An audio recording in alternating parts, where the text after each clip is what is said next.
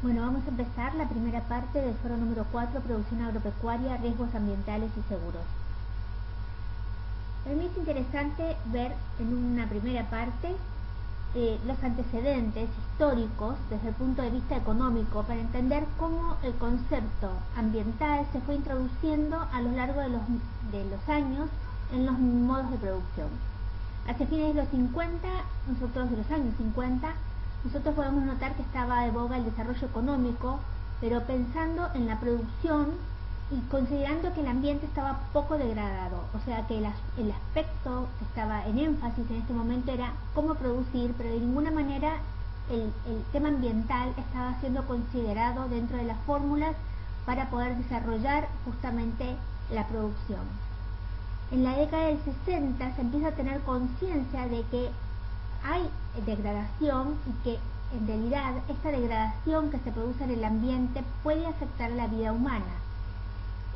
Esta conciencia que empieza en los 60, la preocupación en realidad por el medio ambiente, el agua, el tema de los bosques, toma mayor relevancia en los 70 porque se produjeron accidentes importantes que hicieron justamente no solo tomar conciencia, sino también apresurar los tiempos respecto de qué medidas había que tomar desde el gobierno para poder controlar o prevenir estas catástrofes que podían darse justamente por el accionar humano, o sea, accidentes que provocaban daño ambiental. En Estados Unidos en realidad se crean varias instituciones justamente para tratar de conservar, recuperar residuos y se crean los superfondos. El acento aquí está más puesto en si produzco un accidente o se produce un accidente, tengo que tener capacidad, solvencia para poder justamente limpiar, restablecer, recuperar aquello que he dañado. Este análisis de riesgo o necesidad de solvencia para remediar también es acompañado en Europa, si bien Europa está un poco más preocupado por las medidas preventivas. Se sacan las normativas del Seveso I, Seveso II, que justamente lo que tratan es de evitar los accidentes con sustancias peligrosas, más que estar atentos a cómo remedio después. En la década del 90, esto justamente ya evoluciona mucho más, tenemos criterios medioambientales y de prevención que están expuestos en casi todas las normativas de los países, y el acento indudablemente está en la prevención más que en actuar una vez que el accidente se produjo. ¿Qué pasa mientras tanto con los seguros? La evolución de los seguros. En la década de los 50 teníamos seguros nominados, seguros que nosotros le decimos así cuando uno establece qué es el riesgo, cuál es la cobertura, qué estoy cubriendo. Se tenían los de incendio, robo, automóviles. Y recién empieza el tema de la teoría de los riesgos. En la década de los 60 se instala en realidad como póliza bastante, por lo menos plausible en términos de ser usada, el multirriesgo, o sea, una cobertura de all risk, donde cubro casi todo y donde también está la responsabilidad civil comprensiva incluida. En la década de 60, a partir de los accidentes, esto que decíamos, Nelson Mandela especialmente, con el derrame de petróleo que se produjo en la parte del norte, cerca de Alaska, las aseguradoras fueron dejando de cubrir los seguros de daños graduales, que vamos a ir aprendiendo cositas nuevas, respondiendo solo a los daños que se puedan dar de forma abrupta, accidental, súbita. Y que sean por supuesto imprevistos. Lo que va a abundar a partir de la década de los 70 frente al temor que surge en las compañías de seguros son las exclusiones, o sea que las pólizas van a empezar a tener muchas exclusiones, no coberturas, en las cuales va a estar también el riesgo ambiental. En la década de los 90 en realidad hay una demanda respecto a estas coberturas ambientales, por lo tanto las pólizas empiezan a ser como más específicas, se empiezan a hacer a medida, hay toda una obligación previa por parte de la empresa en términos de las medidas de precaución, medidas de saneamiento, las medidas de impacto ambiental que hayan tomado para elaborar un nuevo proyecto. Es decir, aparecen todo un concepto en el cual debe haber una cobertura. En Europa esto aparece a través de la forma de los pools porque consideran que el riesgo es muy alto, por lo tanto deciden asociarse varias compañías de seguros para poder responder, inclusive compañías de reaseguro. También aparece acá. Esto tiene un paralelo, en realidad, como ustedes saben, el tema del cambio climático que se empieza a generar como gran preocupación hace que se junten los gobiernos, más de 150 países en realidad se juntaron y más de 2000 científicos a discutir justamente qué significaba esto del cambio climático, cómo podía realmente la Organización de Naciones Unidas, a través de la Organización Meteorológica Mundial, llevar un aporte para que los gobiernos entendieran la preocupación que tenía justamente estos cambios que se estaban dando en la naturaleza y que tenían un impacto no solo a nivel del ambiente, sino también económico y social. Por supuesto tiene el protocolo de Kioto, que es uno de los más importantes, así como después sus agregados y modificaciones. ¿Por qué marco estos aspectos importantes? Porque en realidad van a poner el acento, va a cambiar el concepto, pero vamos a hablar de crecimiento, donde está puesto el punto en que tengo que crecer, la producción tiene que crecer, sino que el acento va a estar puesto en el desarrollo sustentable. O sea, no me alcanza crecer, tengo que crecer de una determinada manera. Esta manera tiene que tener un efecto que sea positivo respecto de la sociedad en su conjunto.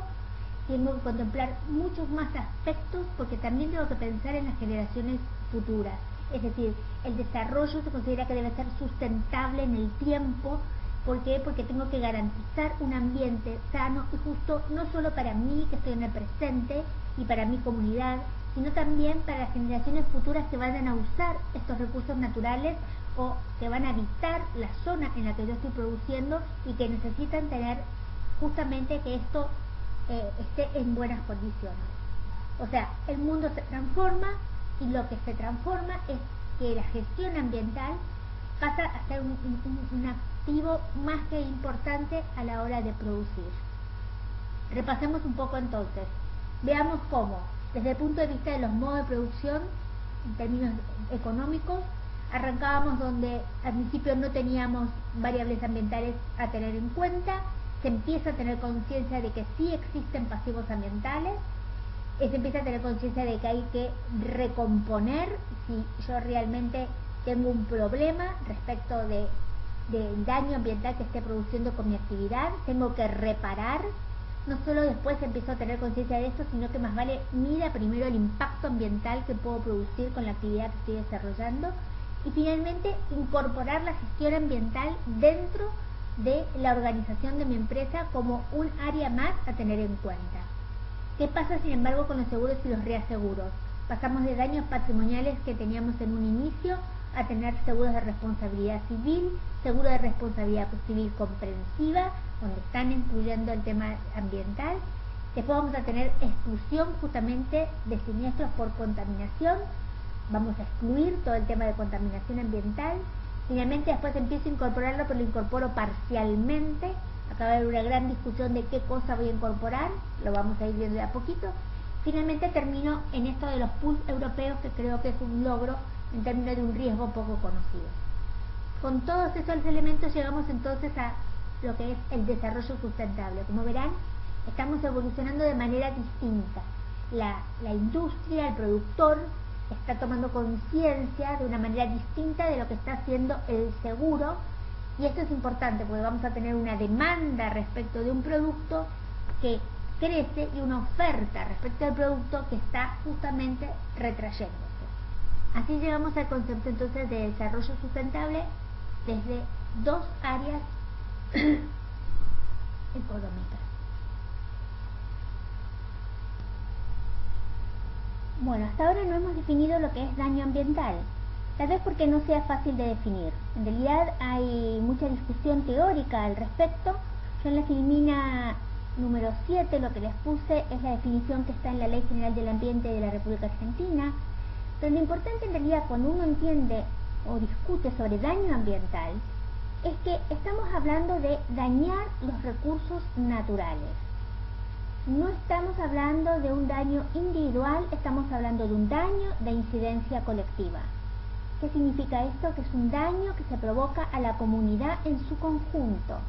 No estoy dañando a un individuo en particular, esto sería un daño que iría por la vía civil, sino que estoy dañando justamente intereses que van mucho más allá que el daño que le pueda producir a una persona. Cuando definimos justamente que estoy dañando a los recursos naturales, al ecosistema, al equilibrio, entonces es importante recordar qué definimos como recursos naturales. Recursos naturales indudablemente incluye todo lo que sea suelo, agua, energía solar, fauna, flora, minerales. Esa es la definición que siempre vamos a encontrar. Lo interesante de esto en realidad es que todos estos recursos naturales no son renovables. La mayoría lo son, pero no todos. Y son renovables en la medida que el hombre no impida que naturalmente el ecosistema provoque esta renovación. Cuando uno interrumpe por el accionar humano la reproducción de determinada especie, indudablemente está interrumpiendo la renovación natural que tendría la fauna, o si cortamos los árboles, la flora, o si derramamos determinados elementos nocivos que contaminan el suelo, el agua, o de pronto cuando explota algo, se incendia, o tenemos chimeneas que dañan el aire o la capa de ozono en términos de la energía solar. Todas estas cosas el hombre puede dañarlas, y este es el problema justamente cuando hablamos de daño ambiental.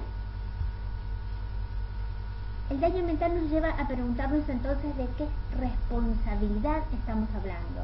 Para mí es importante diferenciar esto, porque esto también nos lleva después a categorizar los seguros y también a ver la responsabilidad de cada uno de nosotros frente a la autoridad pública.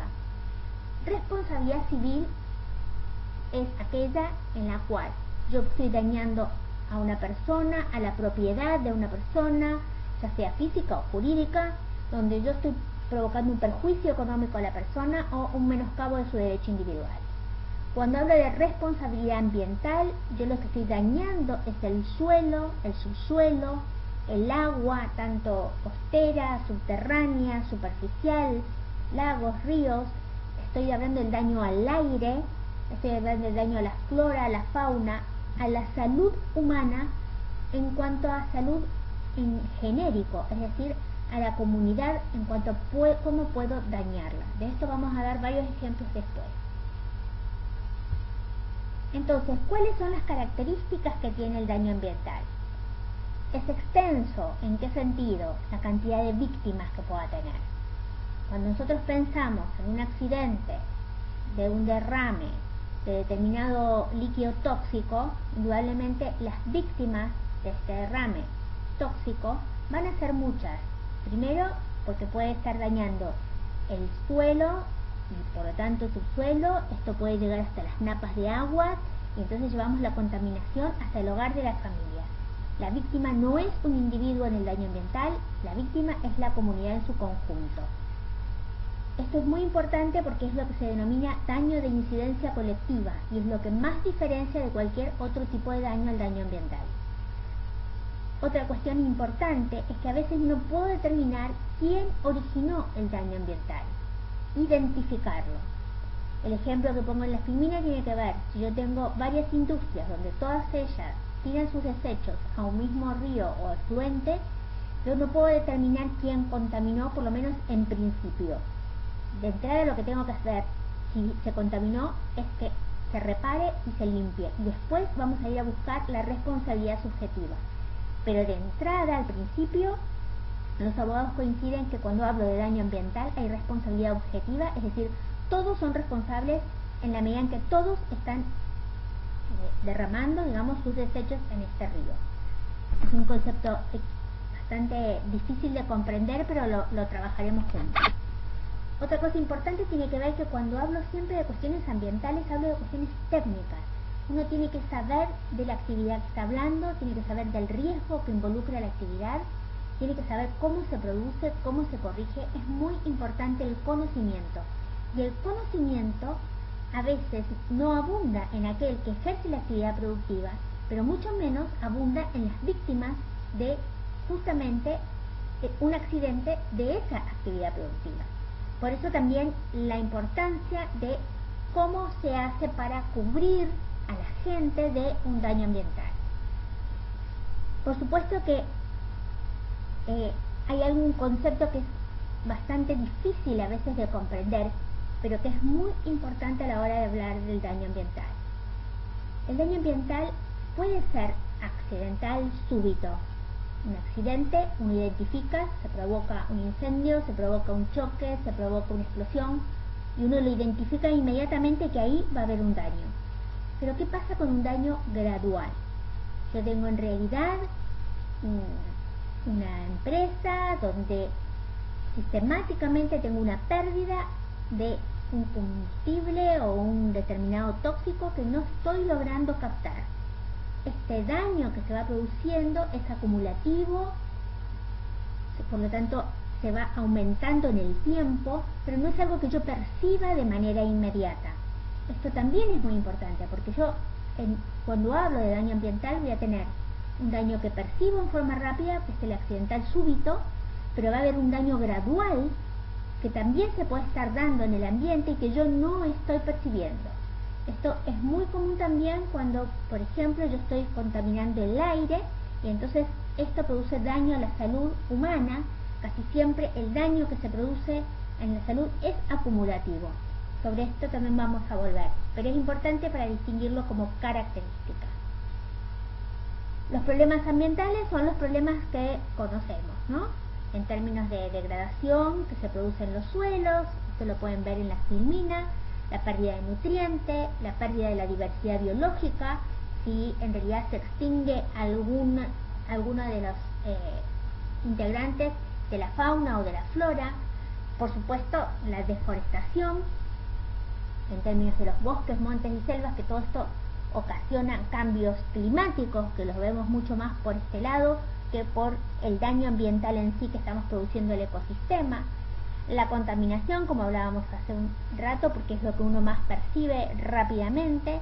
El tema de inundaciones y sequías, indudablemente, esto para el campo es más que importante. Las inundaciones y las sequías como producto del cambio climático, pero también las inundaciones y las sequías provocan a su vez daños ambientales. Hay que ver qué es lo que hace que se estén dando secuencialmente estos cambios justamente en la naturaleza. Por supuesto, si yo tengo un mal manejo de los residuos, ya sea sólidos, domésticos e industriales, y por supuesto la mala gestión o deficiente gestión en el manejo de productos químicos peligrosos y sustancias. A veces es difícil, yo puse acá algunos dibujitos, identificar. Uno siempre identifica el tema del riesgo ambiental con la industria. Generalmente no lo asocia con el campo. Uno sí inmediatamente piensa en la cuestión petrolera. Yo hace un rato les hablaba del Exxon Valdez, del derrame que se había producido en Alaska, pero tenemos uno mucho más cerca, British Petroleum, en el Golfo de México, y le podemos preguntar qué pasó a toda la gente y saben perfectamente lo que es un daño ambiental a lo largo de toda la costa de Estados Unidos. También podemos pensar en industrias farmacéuticas, químicas, como que nos es más sencillo identificar la contaminación con este tipo de actividades. Pero la verdad es que en la parte agrícola, cuando yo estoy queriendo combatir insectos, plagas, determinadas cuestiones, estoy fumigando, también puedo llevar a contaminación. Si no hago una buena rotación del cultivo, también estoy arruinando el suelo. Cuando estoy teniendo un tipo de producción ganadera concentrada a través de los feedlots, indudablemente también estoy provocando daños al ambiente. Daños al ambiente por no solo el olor, que puede indudablemente afectar a la comunidad, sino por justamente los desechos que cada uno de estos animales tienen y que es en cantidad, y dónde los pongo, cómo los elimino, cómo los trabajo. En fin, hay un montón de medidas preventivas que habría que tomar respecto también del campo. Si bien no es lo primero que se visualiza cuando hablamos de riesgo ambiental. Esto nos lleva porque en realidad hay distintos niveles o grados de complejidad ambiental.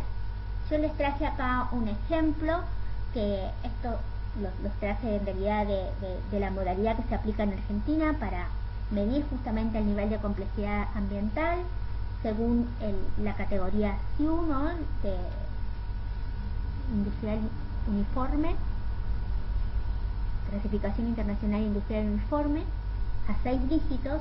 Y fíjense, obviamente extracción de petróleo en crudo, gas natural, etcétera, tiene un nivel de complejidad 3. Si vamos del 1 al 3 es muy alto. Si hablamos de una actividad derivada de esta, de extracción, del nivel de complejidad es 2. Si hablamos de extracción de minerales, hablamos de un nivel de complejidad 3. Fabricación de abonos y compuestos de nitrógenos, 1, es bajo. No significa que no tenga, sino que es bajo. Pero si hablamos de fabricación de plaguicidas y productos químicos de uso agropecuario, el nivel es 3. Hablamos de fabricación. Después vamos a ver el uso, que eso sí tiene que ver justamente con el tema de este foro. Todo esto que estamos discutiendo en realidad tiene un marco normativo que lo respalda en casi todos los países. Algunos, inclusive, como han modificado la Constitución en los últimos años, han dado al tema ambiental jerarquía de derecho constitucional. Es decir, que cada uno de los individuos tiene derecho a vivir en un ambiente sano. Sano, justamente, y cuidado por parte de todos nosotros para el bienestar nuestro y el de las generaciones futuras. Si no está como derecho constitucional, seguro que casi todos tienen leyes generales del ambiente.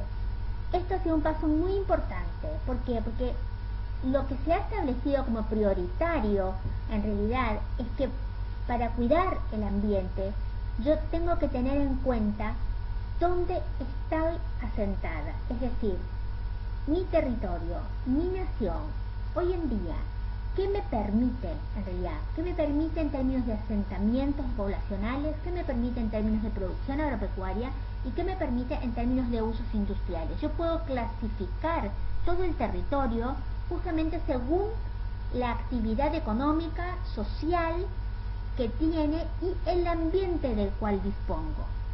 Este reordenamiento territorial hoy en día se está llevando adelante con bastante éxito, porque lo que me dice es qué zonas son aptas o no aptas para determinada actividad, ya sea porque las condiciones naturales son buenas o son malas, o por la demanda de pronto de recursos naturales que necesitan.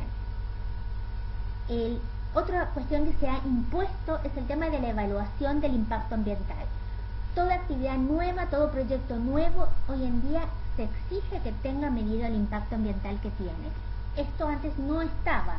Generalmente en los países que tienen normativa al respecto, hoy en día se controla y se exige. También lo que aumentó y lo que llevó de alguna manera es que empieza a haber un mayor control. ¿Un mayor control de qué? De la actividad humana, de lo que nosotros desarrollamos, de lo que nosotros producimos, del modo de producción. También hay mucha más educación ambiental. Y, por supuesto, hay sistemas que nos permiten ver, diagnosticar, tener información ambiental precisa para ver la conveniencia o no de desarrollar determinada actividad. Esto es muy importante. Casi todas las leyes que tratan el ambiente en los distintos países contienen estos conceptos. Y todo esto es importante porque en realidad lo que está atrás de todo esto es promover el desarrollo sustentable. Desarrollo sustentable que ya habíamos abordado en la primera parte, que justamente es, yo tengo que poder producir y esta producción tiene que ser no solo buena para los que las consumimos hoy, sino buena para las generaciones futuras por la forma en que lo estoy produciendo. Por supuesto que cuando hablamos de leyes ambientales, estamos hablando de toda esta cuestión que afecta a toda actividad humana, no solo la agropecuaria, a toda actividad humana. Lo que está en casi todos los registros es el principio de progresividad. ¿Qué significa esto? Nadie puede convertirse en un país verde de la noche a la mañana. Ninguno de nosotros, aunque nos gustara, aunque estemos totalmente conscientes de la necesidad, no se puede.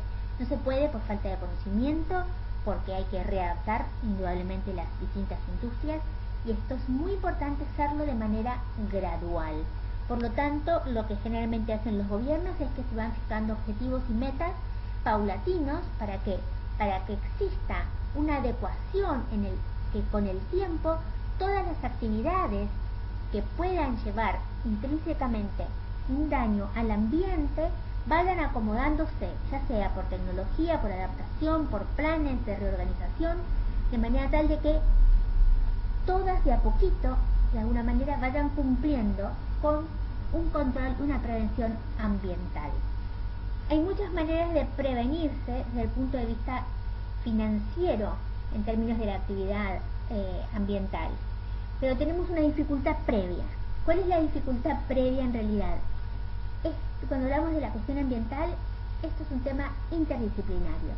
En el ambiente entran conocimientos de mucha gente, con muchas profesiones, con muchas capacidades, y es la suma de todos los conocimientos. Yo siempre digo que trabajando el tema justamente en la Secretaría de Ambiente, en el Ministerio de Economía, lo que aprendí es que yo no podía trabajar sola este tema, no podíamos trabajarlo de manera aislada, sino que necesitábamos conocer de muchas cosas: derecho ambiental, administrativo, riesgo ambiental, las manifestaciones que tiene el riesgo ambiental, las formas de remediación existentes, había que saber de seguros, de reaseguros, de fondos, de las prácticas internacionales.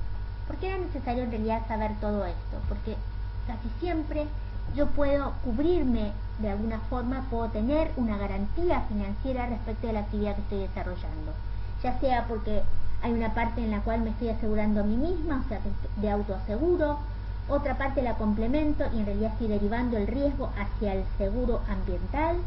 Cuando esto en realidad es muy grande, seguramente se va también a trasladar al reasegurador, que va a tener que cubrir un rol importante. Si esto no es suficiente, tal vez hasta tenga un fondo complementario. Esto es muy común cuando yo en realidad estoy trabajando en un polo industrial, o estoy trabajando en una zona sojera, o estoy trabajando en una zona arrocera, donde en realidad somos varios los que compartimos determinada actividad, y por lo tanto tenemos una forma de producir que también usa elementos tecnológicos que pueden dañar el ambiente. Al ser conscientes todos en su conjunto de que están usando esto, entonces pueden tener un fondo complementario que administran por si llega a haber un accidente ambiental en la zona. Después están los fondos compensatorios. Los fondos compensatorios generalmente son gubernamentales y tienen que ver justamente cuando ya estoy dañando la flora, la fauna, de manera tal de que tengo que sustituir o revertir de alguna manera que es difícil de llevar adelante. Estos fondos compensatorios también tienen que ver cuando el accidente tiene características de catástrofe y por lo tanto tiene que salir del estado a suplir. Bueno, hasta aquí hemos tenido una visión global de lo que sería el tema ambiental. A partir de ahora vamos a desarrollar entonces lo que es el seguro ambiental.